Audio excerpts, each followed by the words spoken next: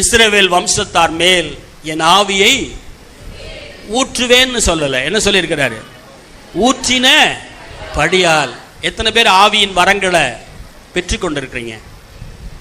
கையை தூக்கி காட்டுங்க.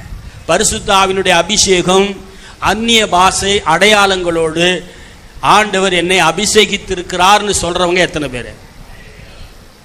சில பேர் அந்நிய பாஷை பேச வராது, ஆனாலும் ஆண்டவர் அபிஷேகம் பண்ணி இருப்பார். அந்நிய பாஷை வராது. அந்நிய பாஷை வந்தாதான் நான் பரிசுத்தாவியை பெற்றிருக்கிறேன்னு அர்த்தம் கிடையாது. அந்நிய பாஷை பேசாட்டாலும் விசுவாசம் இருந்தாலே பரிசுத்த ஆவியானவர் உங்களுக்குள்ள இருக்கிறார்.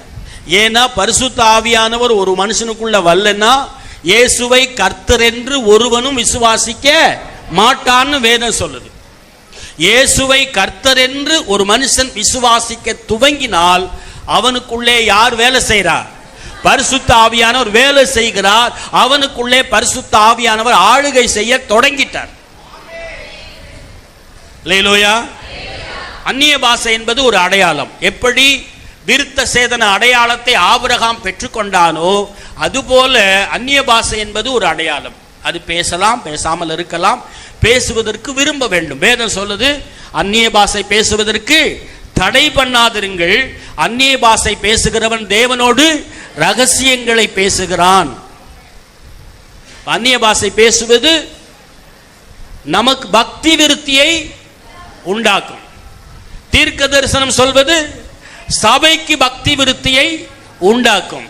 எனவே அந்நிய பாஷை பேசுவது மிக மிக அவசியம். நாம் பக்தியில விருத்தி அடைய வேண்டுமானால் என்ன பேசணும்?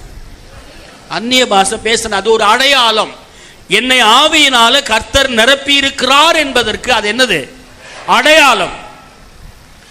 அப்படி இல்லைன்னா கூட அந்நிய பாஷை வரம் இல்லைன்னா கூட பரிசுத்த ஆவியானவர் உங்களை நிரப்பி இருக்கிறார்.